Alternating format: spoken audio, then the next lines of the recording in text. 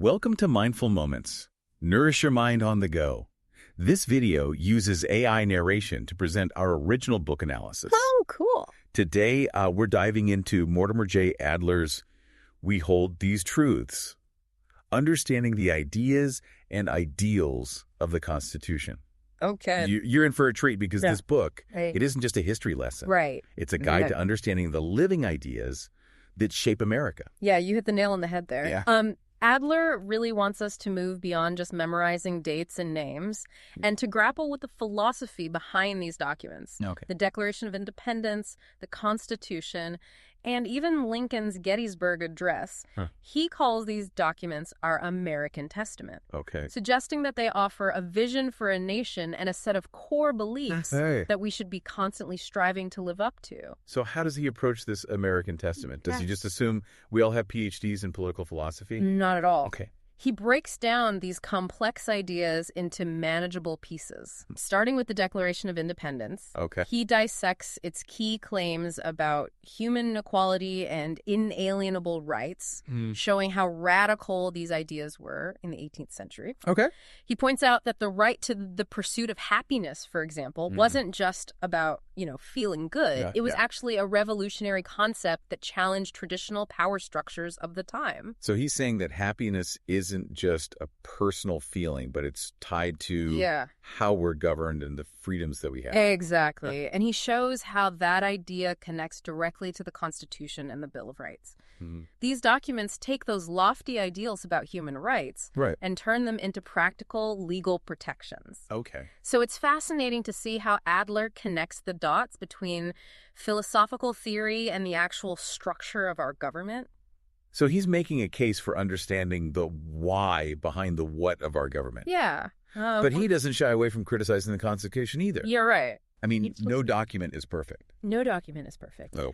He acknowledges the limitations of the original Constitution, especially when it comes to issues like equality and the general welfare. Right. He points out that these concepts weren't fully addressed in the original document and needed to evolve through later amendments. Right. Think about the abolition of slavery or the expansion of voting rights. Right. These were hard-won battles that show how the Constitution is a living document and not a static relic. That's a powerful idea. Yeah. That means that we have a responsibility to constantly re-examine it and make sure it's still serving its purpose. Yeah, and Adler believes that education is key to that process. Okay.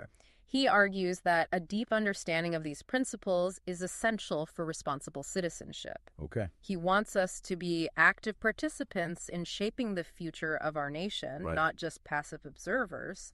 So it's not enough to just know the facts about the Constitution. We need to understand the ideas behind it and be willing to debate and discuss them. Absolutely. Yeah. Adler wants us to see ourselves as heirs to this American Testament, Okay. carrying the torch of these ideals and constantly striving to make our nation more just and equitable. This is getting me really fired up to dive into this book. Yeah.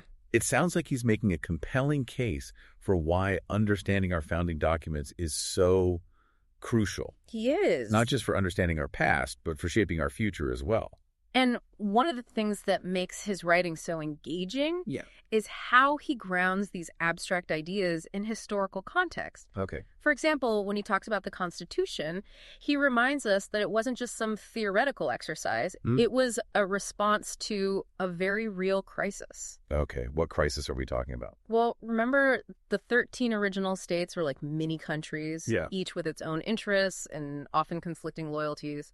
The Articles of Confederation, which was the system in place before the Constitution, just couldn't hold them together. So basically, the Founding Fathers were staring down the barrel of national chaos. Pretty much. They realized that without a stronger system of government, the newly formed nation would likely collapse. Yeah. And that's where the Constitution comes in. Okay. Adler explains how it emerged from this urgent need for unity and stability, offering a framework for a more perfect union.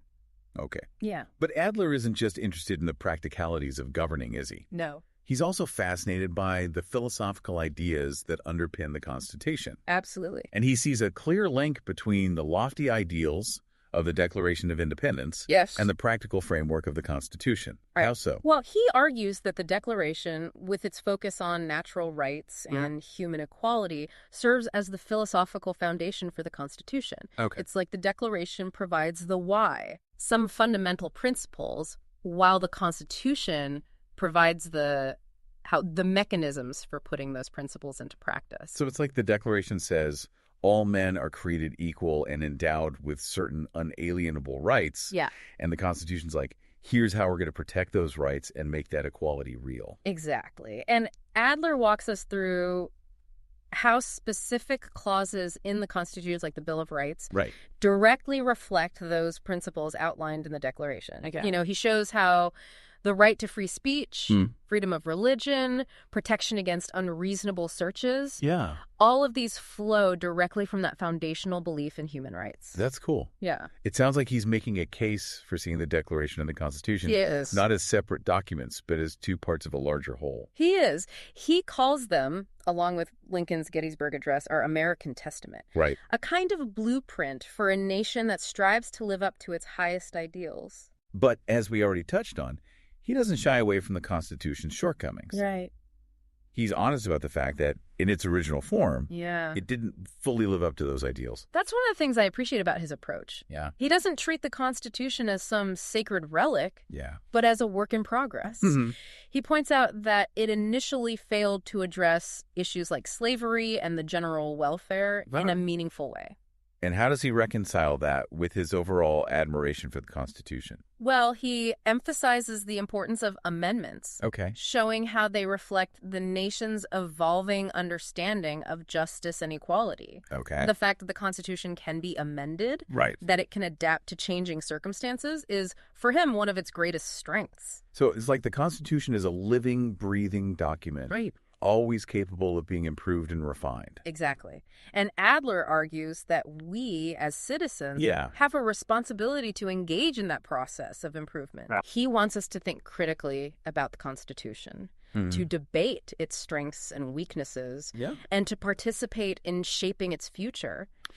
He's calling for an active and engaged form of citizenship where we're not just following the rules, but constantly questioning and refining them as Absolutely. And that's why Adler believes so strongly in education. He argues that a deep understanding of the Constitution and its underlying principles is crucial for responsible citizenship. So it's not just about knowing the facts, it's about understanding the why behind them and being able to apply that knowledge to the challenges of our time. Precisely. He wants us to see ourselves not just as citizens of a nation, but as heirs to a set of ideals, a vision for a more perfect union that requires our constant vigilance and engagement. This is all making me think that maybe we need to move beyond those simplified schoolhouse rock versions of the Constitution and really grapple with its complexities. I think Adler would agree with you there. Well, we've covered a lot of ground already. Yeah. And it seems like we've only just scratched the surface of what Adler has to offer. Yeah. I'm definitely eager to hear more about his analysis of the Constitution, especially the preamble. Okay, let's dive into that next. Okay. The preamble is often overlooked, but Adler argues that it's actually the key to understanding the entire document. Okay. Yeah, the preamble, is more than just a flowery introduction. Okay. It lays out the 6 core purposes of the Constitution, and Adler dives deep into each one, showing how they're all interconnected. Okay, I'm ready to unpack this. Okay. Let's start with the first one. Form a more perfect union. What does Adler have to say about that? Well, he emphasizes just how radical this idea was at the time. Okay. Think about it. These 13 colonies had just fought a war to break free from a powerful central authority.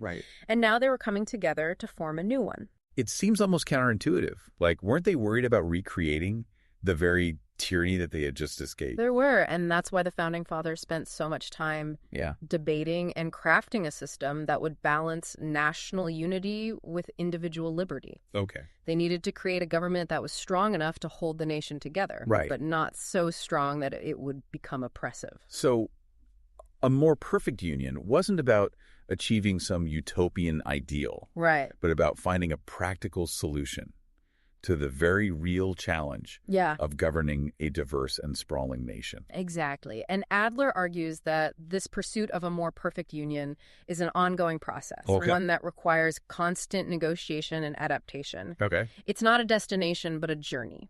That's a really interesting way to think about it. Yeah. It means that we as citizens have a responsibility to participate in that journey. Yeah. To help shape what this more perfect union looks like. He absolutely believes that. For Adler, understanding the Constitution isn't just an intellectual exercise. Okay. It's a call to action.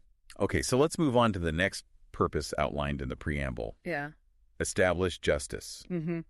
Now, this one seems pretty straightforward. Yeah. But I'm guessing Adler finds some nuances there as well. He does. He reminds us that ideas about justice were very different back then. Mm-hmm. For example, slavery was a legal and widely accepted institution. Right. So when the Founding Fathers wrote about establishing justice, they were operating within a very different context than we are today. That's a good point. Yeah. So how does Adler address this? Does he just kind of gloss over the contradictions of the time? Not at all. He acknowledges the limitations of the Constitution in its original form. Right. Especially its failure to fully address the injustice of slavery. He also points out how the Constitution provided a framework for progress, right? That's right. Like how it allowed for amendments to be made. Exactly. And those amendments, like the ones abolishing slavery and expanding voting rights, show how the Constitution can evolve to better reflect our understanding of justice. Okay. It's a reminder that establishing justice is an ongoing process, not a one-time achievement. And it's a process that we all have a responsibility to participate in. Yes. Okay, the next purpose in the preamble is to ensure domestic tranquility. Yeah. This one might seem self-explanatory, but I bet Adler has some deeper insights here too. He does. Okay. He argues that domestic tranquility isn't just about the absence of violence or conflict. Okay. It's about creating a society where disagreements can be resolved peacefully and fairly, a society where everyone feels safe and secure in their rights and liberties. So it's not just about keeping the peace. Right. It's about creating the conditions for a truly harmonious and stable society. That's a great way to put it. And Adler reminds us that this requires more than just laws and law enforcement. Right. It requires a culture of respect for the rule of law, a willingness to compromise, and a commitment to finding common ground. It's a tall order for sure, but it sounds like a worthy goal. It is. So what about providing for the common defense? Okay. This one seems pretty straightforward. It's about protecting the nation from external threats. It is, but Adler goes beyond the obvious here. Okay. He points out that the Founding Fathers were wary of a standing army, having just fought a war against one. So they were careful to design a system where the military would be under civilian control. Right. Okay. Congress has the power to declare war and to allocate funds for the military, while the president serves as commander-in-chief. Right. It's a system of checks and balances designed to prevent the abuse of military power. But Adler also highlights how providing for the common defense involves more than just military might. Yes, he does. Okay. He argues that it also requires a strong and unified citizenry, a population that's informed, engaged, and willing to defend its freedoms. So it's not just about building a strong army. Right. It's about fostering a spirit of patriotism and civic responsibility. Exactly. Yeah. Adler is reminding us that national defense is a shared responsibility. Okay. One that requires both military preparedness and a commitment to the ideals we stand for.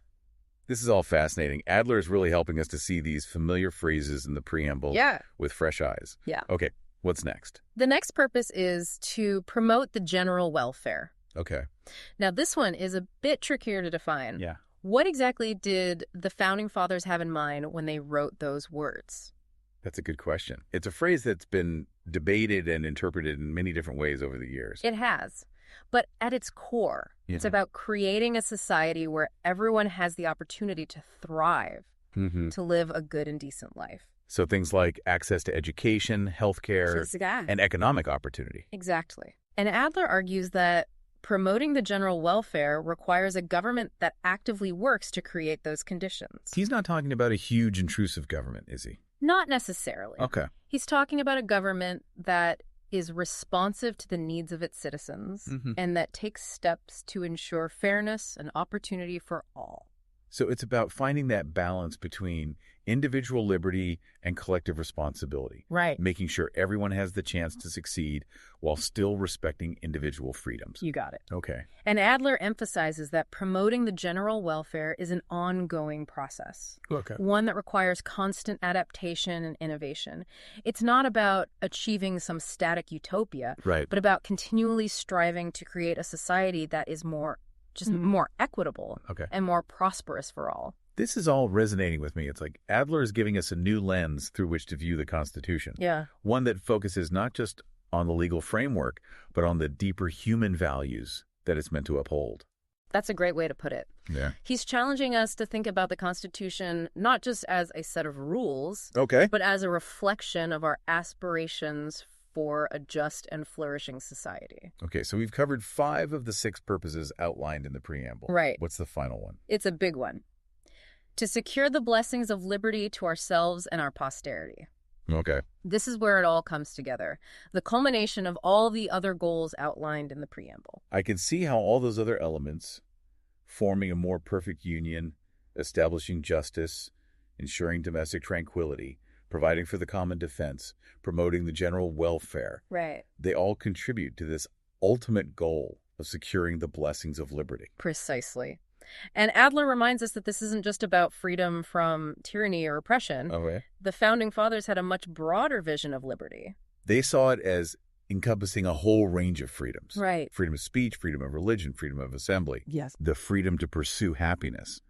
It's about creating a society where individuals can live their lives to the fullest. Yes. Free from undue interference from the government or from each other. You've captured it perfectly. Yeah. And Adler emphasizes that securing these blessings of liberty isn't just about protecting our own freedoms. Mm-hmm. It's also about ensuring that those freedoms are passed down to future generations. It's about building a society that is both free and enduring. That's the heart of the American Testament, as Adler calls it. Oh. A legacy of liberty passed down from generation to generation.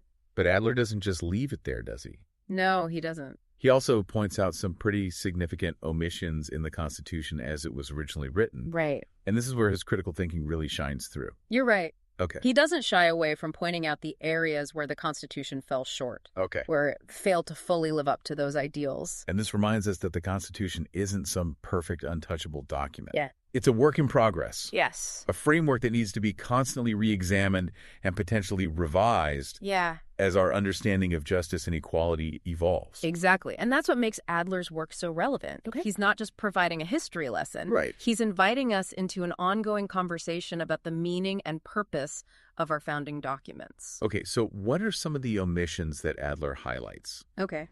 What did the Founding Fathers miss? Well, one of the most significant is the lack of explicit protection for economic rights. That's interesting. We often think of the Constitution as protecting things like freedom of speech and religion. Right. But what about economic freedom? Adler argues that those are just as important. Okay. He points out that true political equality can't exist without a certain level of economic equality. Okay. If you're struggling to survive, right, you're not going to have much time or energy to participate in the political process. That makes sense. Yeah. So what does Adler propose we do about this? Well, he has some pretty bold ideas. Okay. He suggests creating a Bill of Economic Rights to complement the Bill of Rights we already have. So something that would guarantee things like the right to education, health care, yes, a living wage, right, and a secure retirement. Exactly. Adler believes that these economic rights are just as essential for human flourishing as political rights. Okay. And that they should be protected with the same level of commitment. It's a radical idea. Yeah. But it also speaks to Adler's deep commitment to using the Constitution as a tool for creating a more just and equitable society. It does. Okay, so that's one omission. Right. What else does Adler point to? Another area where he sees room for improvement is in protecting against majority tyranny.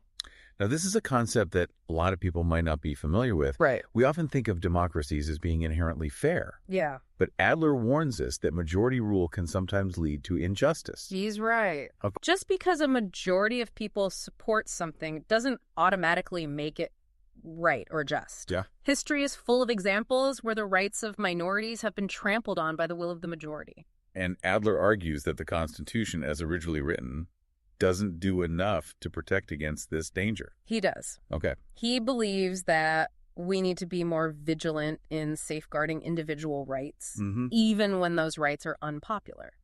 So how does he propose we do that?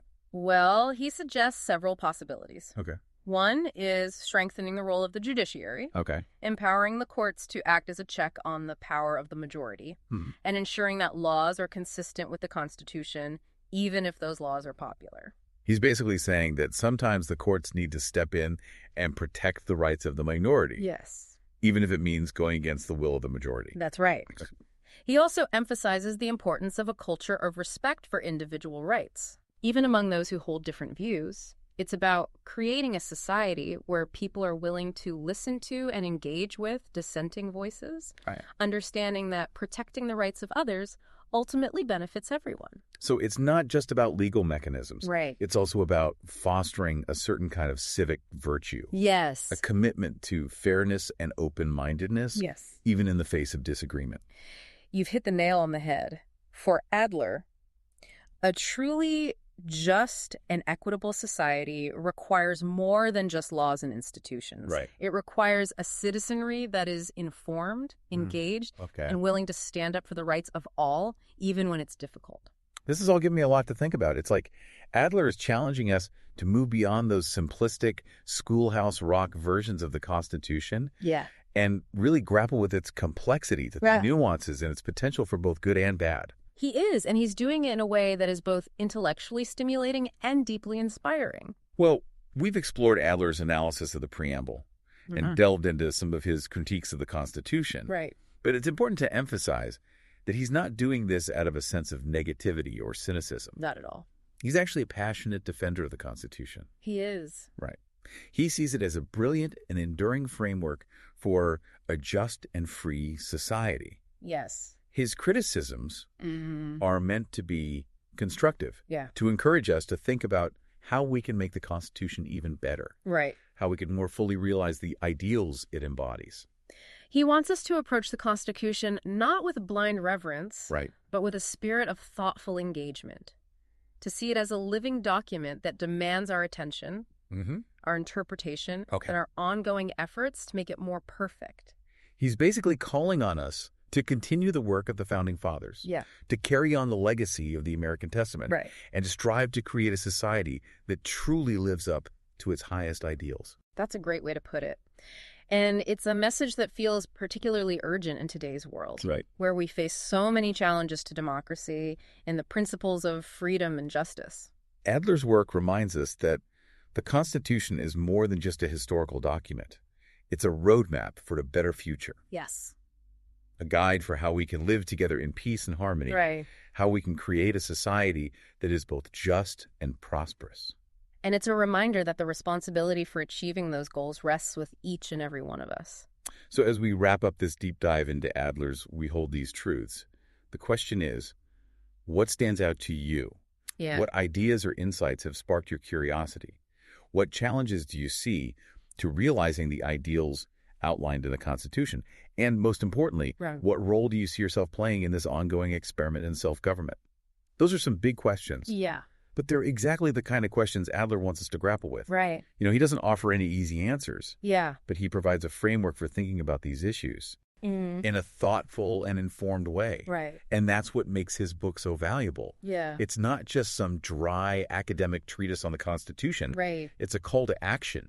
It's a challenge to every citizen to become more engaged in the project of self-government. Adler truly believed that the future of our nation depends on our ability to understand and uphold those principles of freedom, justice, and equality that are enshrined in those founding documents. And it sounds like he saw this book as a tool to empower citizens to do just that. To think critically about the Constitution, to engage in a meaningful debate about its meaning and purpose, and to work together to create a society that really lives up to its ideals. You're exactly right. It's about moving beyond a passive acceptance of the status quo and actively shaping our nation's future. And that message feels especially urgent right now. It does, doesn't it? With all the division and challenges we face today, it's easy to feel overwhelmed or disillusioned. Yeah. But Adler's work is a powerful reminder that we have the power to make a difference. Absolutely. He reminds us that the Constitution isn't just a historical artifact. It's a living document that provides a roadmap for creating a more just and equitable society. I agree. It's like he's saying, don't just complain about the problems, get involved, and be part of the solution. Exactly. He wants us to use our knowledge of the Constitution to create positive change, to work towards that more perfect union that the preamble talks about. So if you're feeling disillusioned with politics or unsure of what you can do to make a difference, Adler's book offers a path forward.